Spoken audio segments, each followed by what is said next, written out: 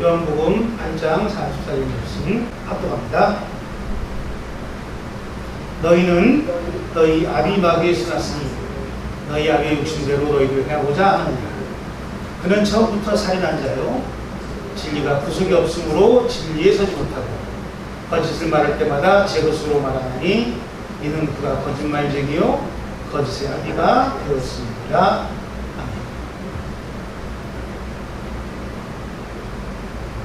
오늘 말씀은 잘 아시는 그런 내용의 말씀이죠.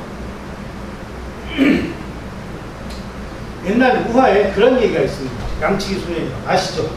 그 마을에 양을. 그런데 이 소년이 심심해서 뭐라고 그러죠? 언덕에 올라가 소리 지릅니다. 늑대가 나타났다. 동네 사람들이 막 한여벌떡 뛰어오죠. 웅둥이 들고 그리고 또 다른 것들도 들고 막 쫓아옵니다. 그랬는데 그 뒤에 손이 뭐라고 말하죠? 거짓말인데 그랬어요. 좀 있다가 또 심심해졌어요. 그래서 어떤 일을 하죠? 또다시 얘기합니다. 늑대가 나타났다. 그렇게 거짓말을 하다가 결국에 늑대를 진짜 만났습니다.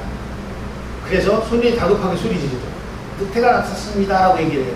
사람들이 어떻게 하죠? 그 말을 듣지 않는 게 아니라 믿지 않아서 결국엔 늑대고 소년이고 다 엉뚱한 일을 당해요. 그걸 우리는 이솝우화에서 어렸을 적에 배웁니다. 그러면서 어머니들은 뭐라고 가르치죠? 아이들에게 거짓말하면 늑대가 나타난다라고 가르칩니다. 그래서 사람들은 아이 때부터 거짓말하면 안 된다고 배워요. 그런데 오늘 본문 말씀에 그런 얘기가 나오죠. 너희는 이미 누구에게서 났습니다. 마귀에게서 났습니다. 너희 아비의 욕심을 너희도 어떻게 한다고요? 그대로 행한다고 얘기합니다. 본문을 한번 다시 볼까요? 너희는 너희 아비 마귀에게서 났습니다. 너희 아비의 욕심대로 너희도 그대로 행하고자 합니다. 마귀는 처음부터 살인한 자고 진리가 마귀 속에 없기 때문에 마귀는 어떻게 된다고요? 진리에 설 수가 없다라고 말합니다. 그 결정적인 얘기를 하죠. 어떻게 해요? 거짓을 말할 때마다 마귀는 그 거짓을 제 것으로 말을 합니다. 거짓말을 내 것이냐는 이야기하는 게 바로 마귀의 특징이라고 말합니다. 속이는 자의 특징이 아니라 마귀의 특징이에요.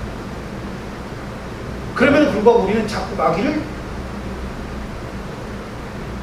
따라다니는 일을 해요.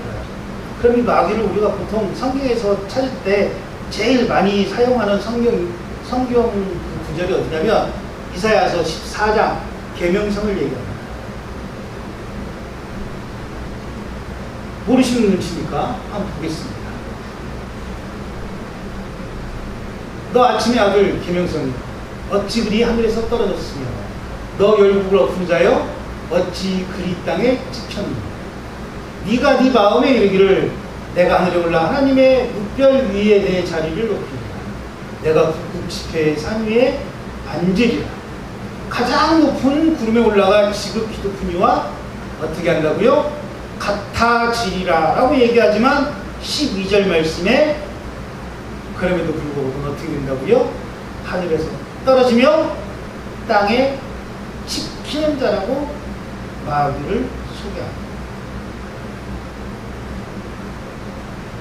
거짓을 말합니다. 그리고 거짓을 제 것이냐고 이야기합니다. 그리고 그 거짓과 타협하는 자는 하늘 높이 오른다 할지라도 땅 위에서 수많은 것들을 누린다 할지라도 땅에서 엎어지며 하늘에서 떨어질 거라고 지금 주님은 하나님 우리에게 말씀하고 계시는 겁니다. 그리고 계시록 20장 10절에 또 그렇게 얘기해요. 그들을 미혹하는 마귀가 불과 유황 곳에 던져지니 거기는 그 짐승과 거짓 선지자도 있어 세세토록 밤낮 괴로움을 당할 것이라고 합니다. 이게 지옥의 무서운 거예요. 세세토록 밤낮 거기에 있어요. 기간이 있어서 어느 정도 기간이 되면 나오는 게 아니라 옮겨지는 게 아니라 세세토록이라고 얘기해요.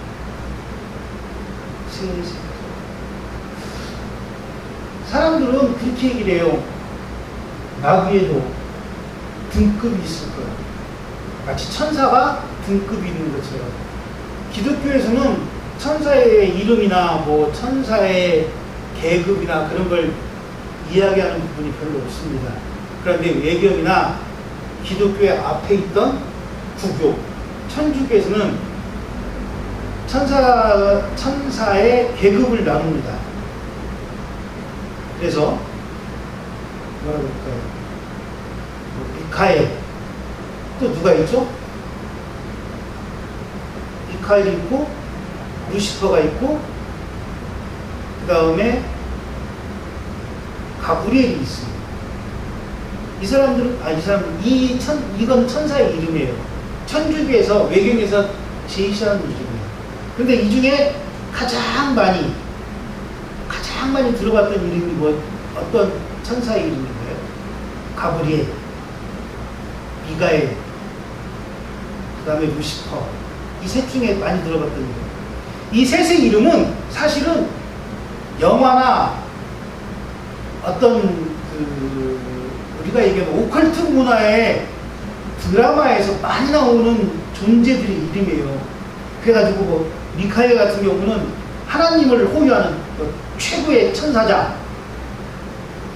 오른팔입니다. 하나님의 오른팔. 그 다음에 가브리엘은 지금으로 말하면 서기장 정도, 우리 식으로 얘기하면.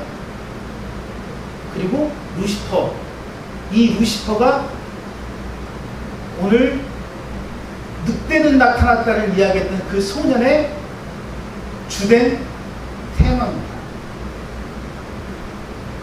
그러니까 제가 지금 루시퍼가 테마라고 얘기를 하면 루시퍼는 거짓말하는 천사라는 얘기가 되는 거겠죠. 천사들 중에 천사장 노릇하던 천사가 하나님과 높아지기 위해 하나님을 대적했던 그 천사의 이름이 루시퍼입니다. 오컬트 문화를 조금 섭렵했거나 오컬트 소설을 봤거나 오컬트에 대한 관심을 조금 가지신 분은 아마 이 루시퍼라는 이름을, 그리고 루시퍼와 대적이 된 미가엘에 대한 이름을 많이 들으셨을 거예요. 제가 지금 얘기하고 싶은 건 루시퍼나 미가엘 얘기를 하고 싶은 게 아니고요. 지금 제가 말씀드리고 싶은 것은 그들의 이름이 중요한 것이 아니라 그들이 하는 일이라는 거예요. 마찬가지예요. 우리가 믿음 생활할 때 가장 중요한 건 뭡니까? 믿는 자의 직급이 아니에요. 믿는 자의 직함이 아니라니까요. 목사, 장로, 권사, 성도, 이런 직급이 아니라 뭐 부목사, 사찰집사, 그런 직급이 아니라 그가 무엇을 하고 있냐라는 거예요. 목사가 하는 일이 뭡니까?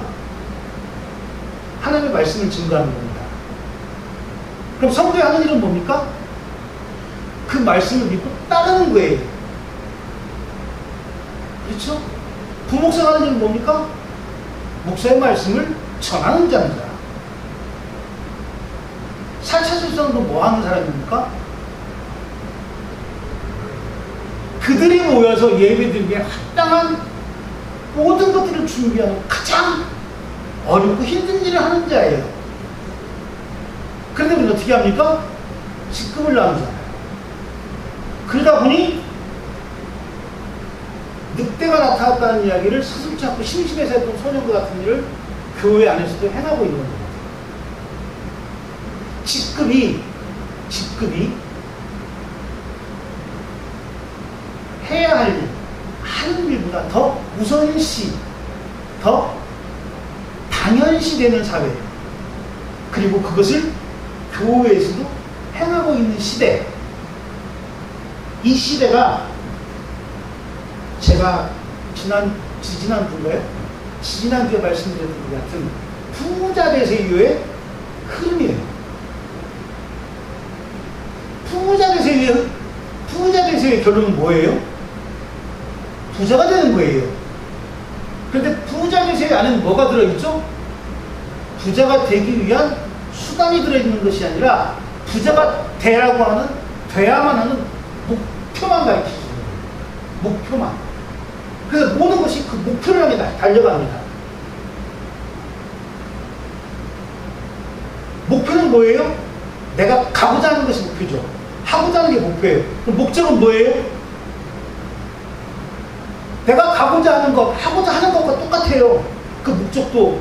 그런데 어떻게 갈 것인가가 목적이잖아요. 그것까지. 이해되세요? 그런데 우리는 목표와 목적이 같다라고 가르치는 거예요, 지금. 목표는 바라보는 곳이라면 목적은 행하는 거예요. 그런데 행함을 바라보는 것보다 낫다고 가르치는 거죠. 바라보는 게 최고예요. 도달해야 될 그곳이 최고란 말이에요. 그러다 보니 수단과 방법을 가리지 않고 도달하면 끝입니다. 그게 한마디로 함축하는 이야기가 부자 되세요 됐어요. 그러면 교회에 한번 정복을 시켜볼까요? 성공하세요가 맞습니까? 아니면 부흥하세요가 맞습니까? 교회는 성공하는 곳입니까?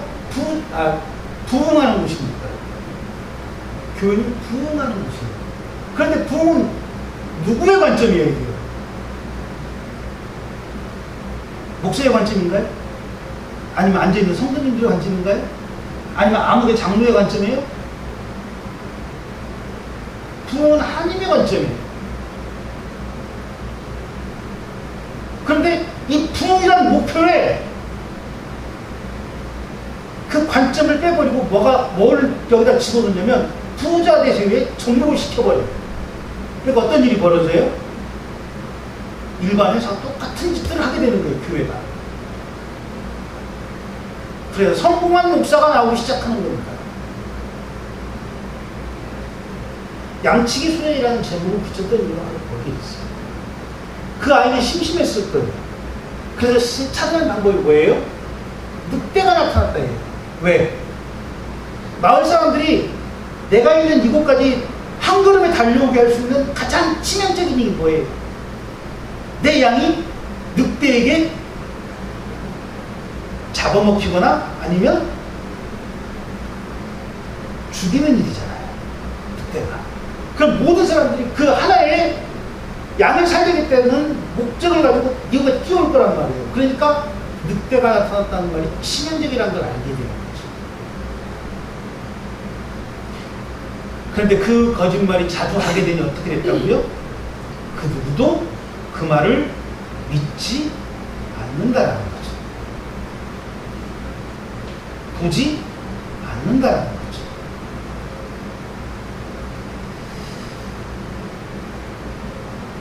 우리가 세상을 살아가면서 가장 경계해야 될 사람이 오늘 제가 말씀드리는 양치기 소년과 같은 사람입니다. 그럼 이 양치기 소년과 같은 사람을 기독교적으로 얘기한다면 크리스찬의 시각으로 시선으로 바라본다면 어떤 사람과 같은 사람이냐면 계명성의 아들, 하늘에서 떨어지며 땅에서 꽂혀버린 거짓의 아들, 살인의 아들, 그리고 교만의 아들인 사탄과 같은 사람이라는 거예요. 그 사람이 사탄이라는 게 아니에요.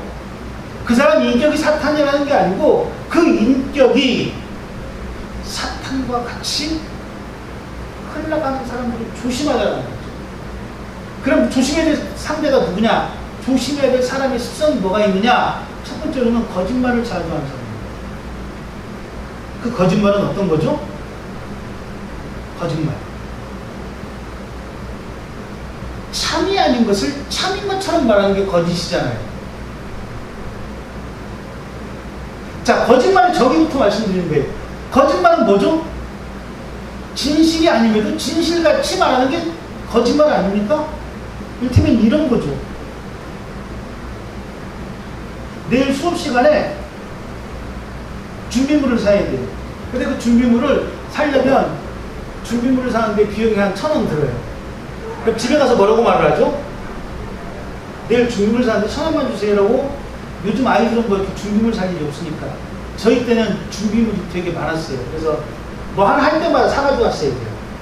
제가 고등학교 졸업할 때까지. 대학교 때도 마찬가지였죠. 그래서 부모님이 얘기합니다.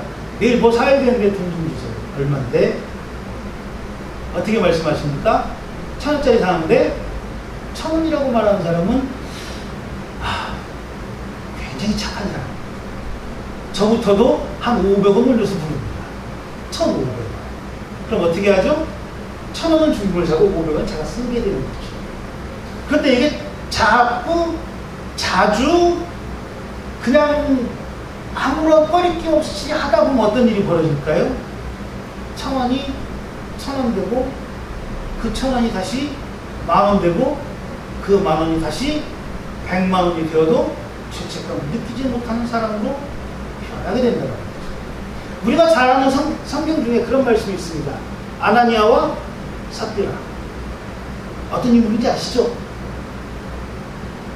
하나님의 것을 도둑질하다가 남편이 죽고 그 남편을 장례 치르고 돌아오던 사람들이 그 부인의 장례까지 치르게 되는 거예요. 하나님의 것을 이제 도둑질하면 안 된다라고 가르치고 그 표본인 아나니아와 삽비라가 있습니다. 그런데 아나니아와 삽비라가 왜 죽을 수밖에 없었을까요? 하나님의 것을 탐내서 맞습니다. 그런데 더 치명적인 건 뭐예요? 거짓말을 했다는 거예요. 누구 앞에서?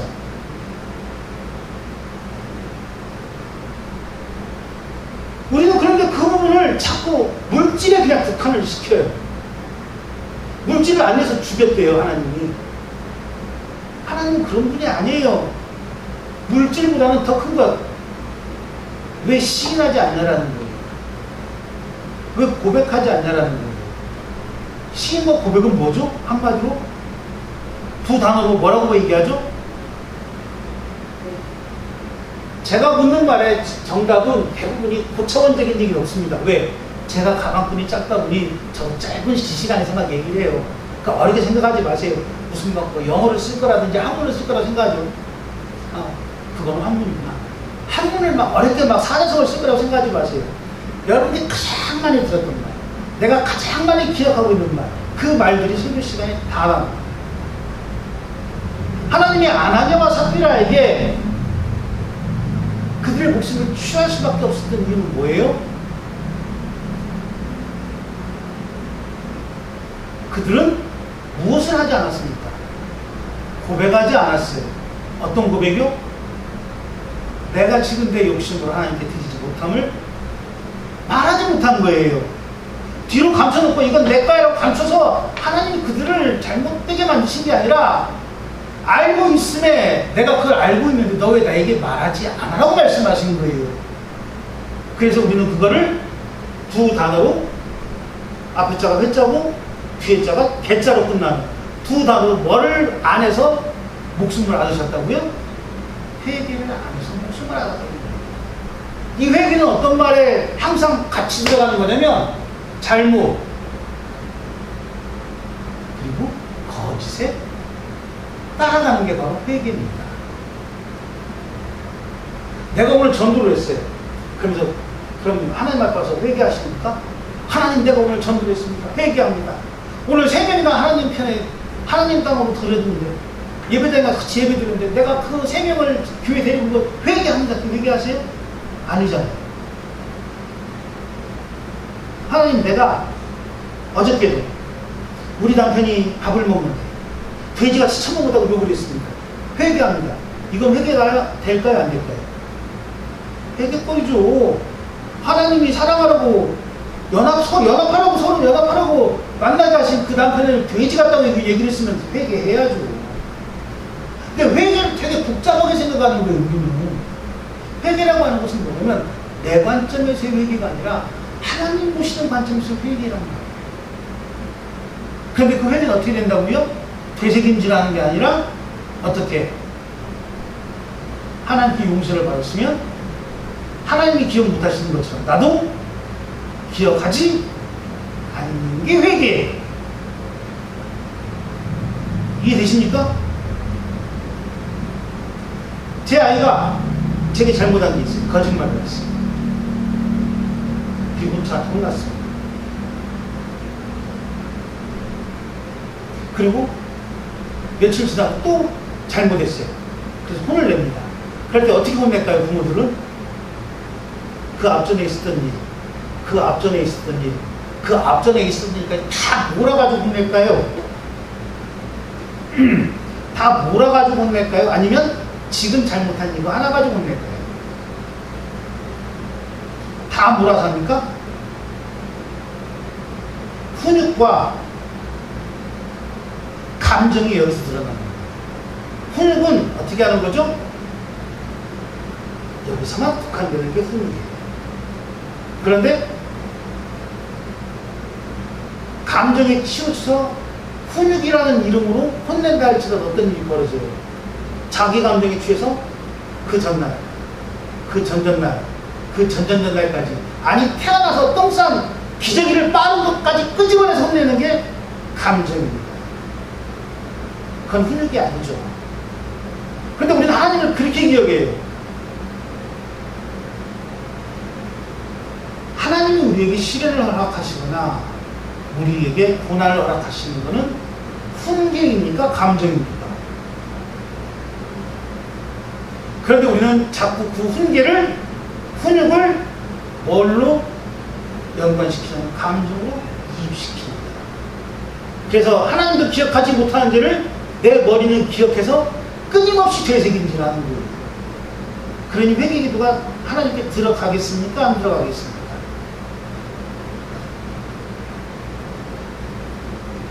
이것은 굉장히 교묘한 거예요.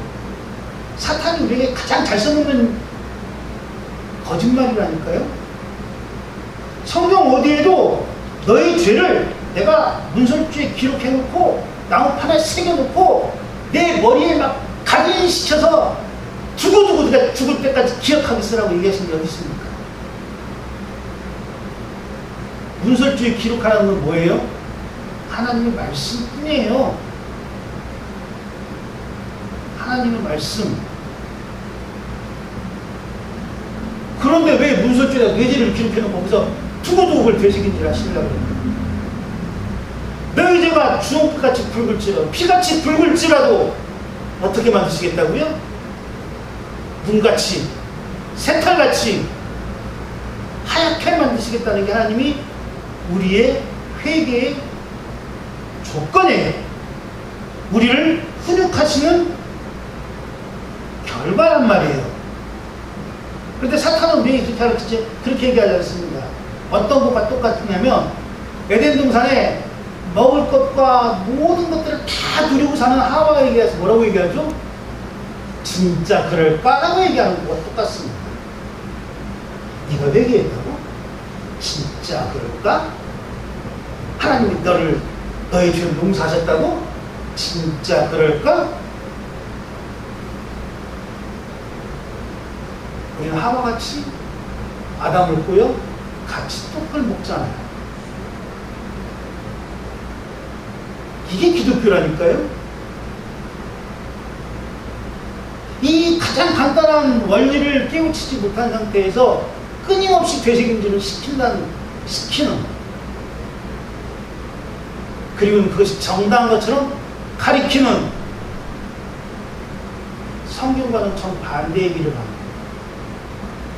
내가 지금 혹시 가고 있는 목표가 목적 없는 목표만 있는 길이 아닌지 우리는 살펴보아야 된다는 말씀입니다. 그 거짓말에 넘어가니까 다리 속아 넘어갈 수밖에 없죠. 그래서 베드로후서 2장 1절에 그렇게 말씀을 하십니다. 뭐라고 말씀하시냐면 백성 가운데 거짓 선지자들이 일어났고 그 거짓 선지자들이 너희 중에도 있을 거라고 말씀하십니다.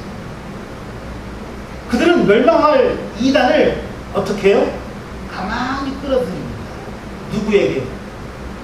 내 옆으로, 내 주변으로, 내 교회에. 그들이 하는 건 뭐라고요? 다시 사신 주를 부인하고 멸망을 취하는 거예요. 이게 거짓의 정의예요. 우리가 예배당에 있으면 거짓 선지자를, 우리가 예배당 안에 있으면 사탄을, 마귀를 만나지 않을 거라고 착각합니다. 왜요? 우리에게 가장 훌륭한 탈을 쓰고 접근하거든요. 저 어렸을 때 제가 자주 말씀드리면, 저 어렸을 때 저는 북한 사람들이 어떻게 생겼다고 생각했냐면, 북한 사람들은 다 늑대 같은 줄 알았어요. 왜냐면 제가 봤던 책에, 제가 봤던 만화에, 제가 들었던 이야기에 북한 사람들 대부분이 다 늑대였습니다. 어떤 늑대? 빨간 늑대. 김일성이는 돼지 새끼 뒤에 목에 꼭 달리는 거였고, 그리고 많은 북한 사람들을 착취하는, 저는 그렇게 북한 사람 생각했다니까요. 그렇게 교육을 받았으니까. 근데 지금 제가 여기서 지금 북한 사람들은 늑대같이, 빨간 늑대 같은 사람들입니다라고 얘기하면 누가 그걸 믿습니까? 그런데 왜 우리는 믿음 생활을 지금도 그렇게 하냐고요. 믿음 생활은 빨간 늑대, 뭐 목에 혹 달린 돼지, 이것과 똑같이 얘기하잖아요. 믿음 생활할 때는. 거짓 선생들은, 그리고 거짓 선지자들은 절대 우리가 틀리게 다가오지 않는다니까요. 아니, 우리보다 더 훌륭한 인품으로 나타납니다.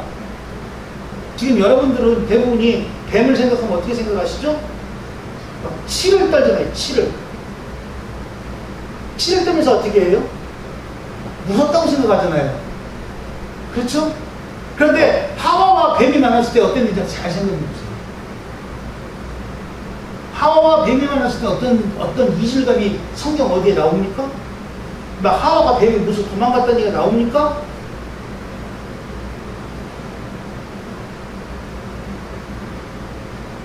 착각하지 마세요. 내가 보고 있는 것이 다 성경과 같을 거라고. 내가 알고 있는 것만 진리일 거라고. 내가 듣는 것만 하나님의 것이라고.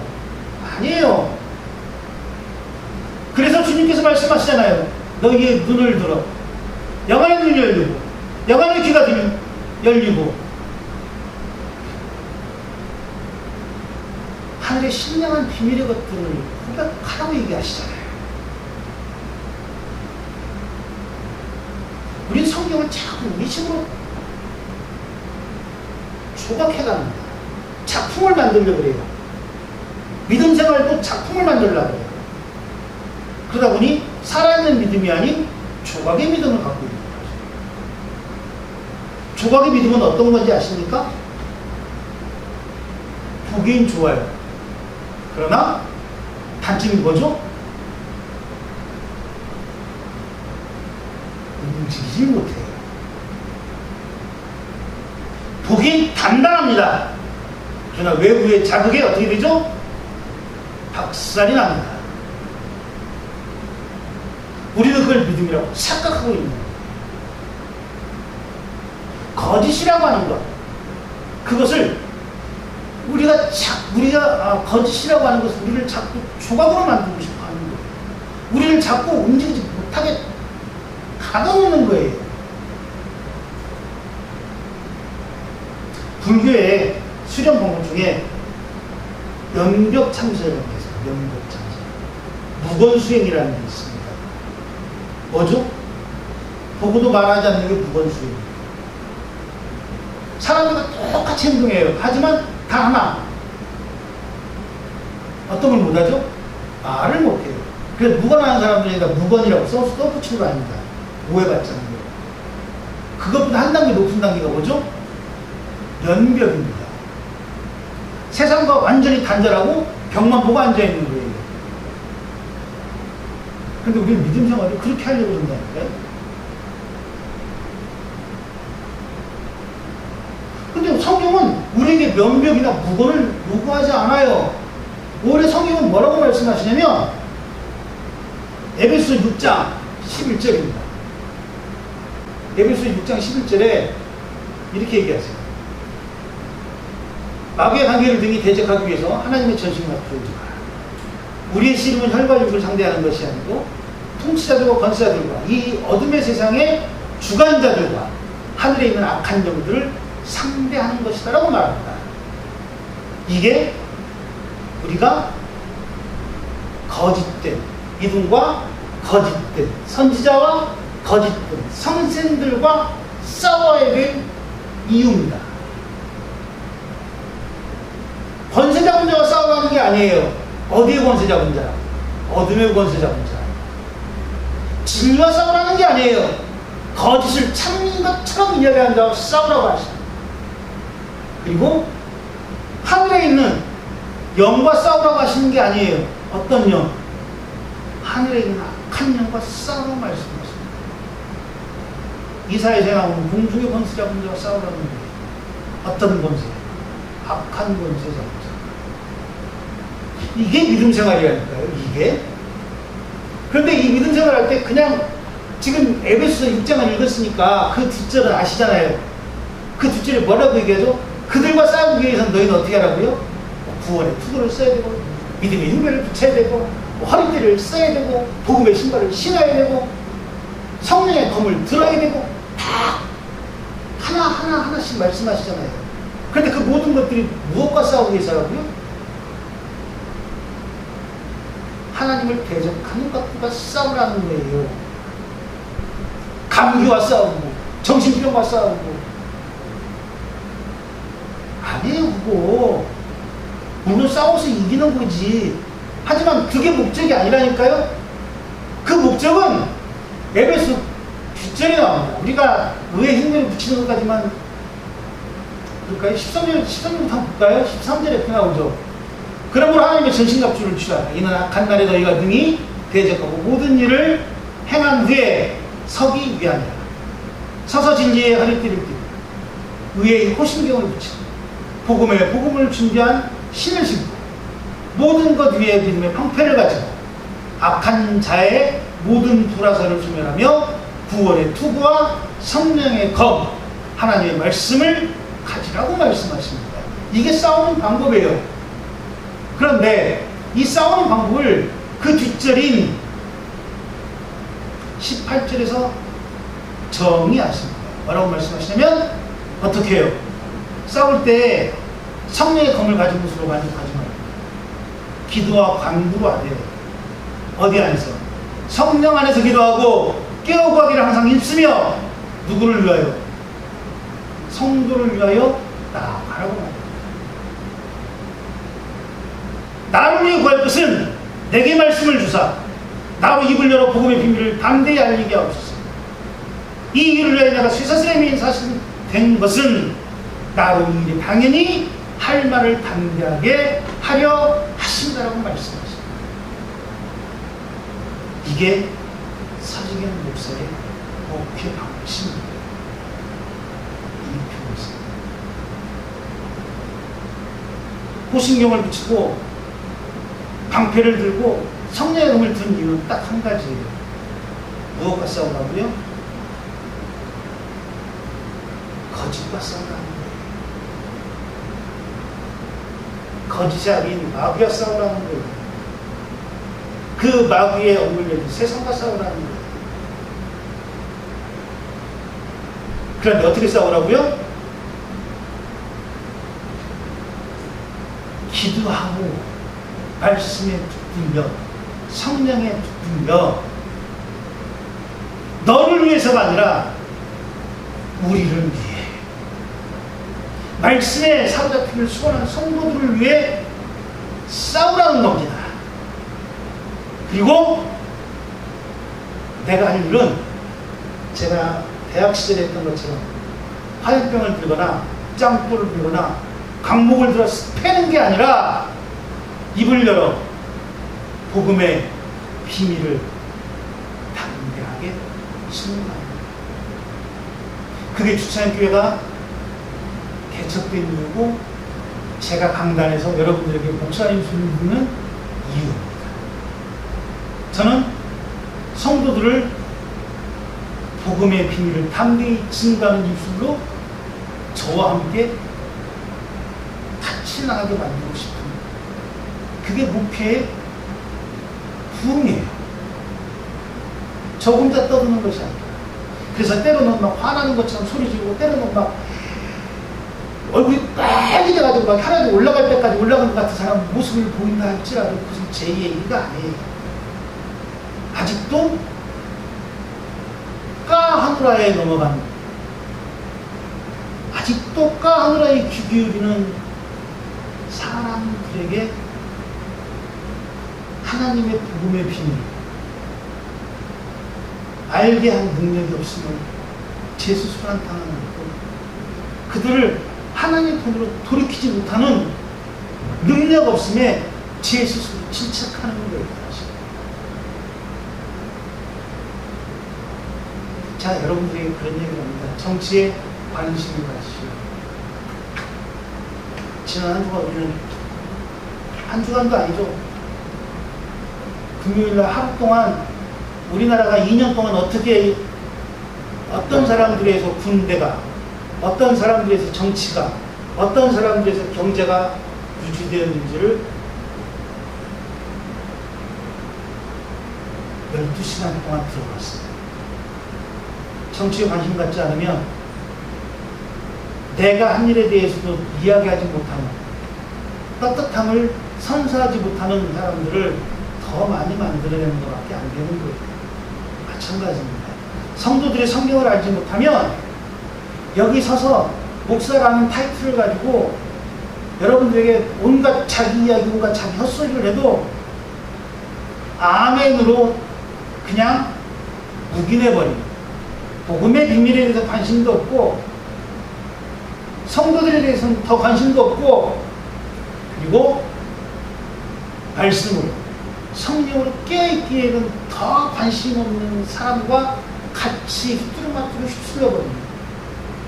그리고 주님 앞에 섰을 때, 야, 너 기억하지 못한다라는 책망을 듣는 그 자리부터 설 수 있다라는 거예요.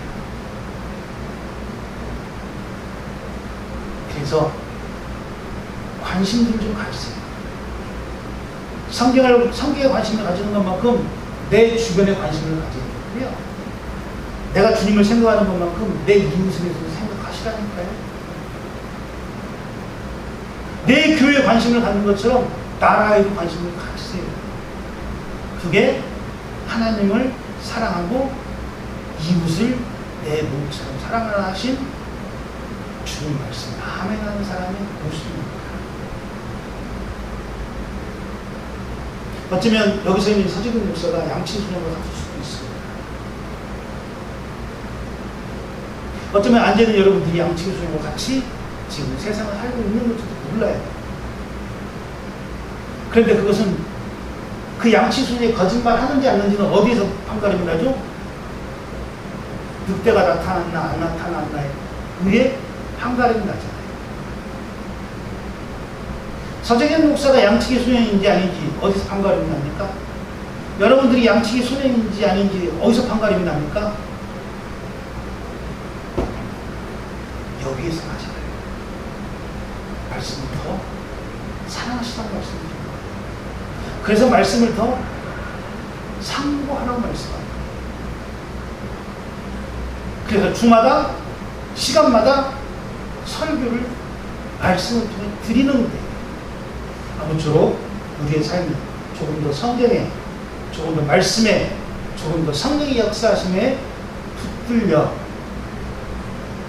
거짓과 위선과 교만과 살인에서 멀어지는 삶을 사시는 저와 여러분들이 되시기를 주님의 이름으로 축원합니다. 기도하겠습니다.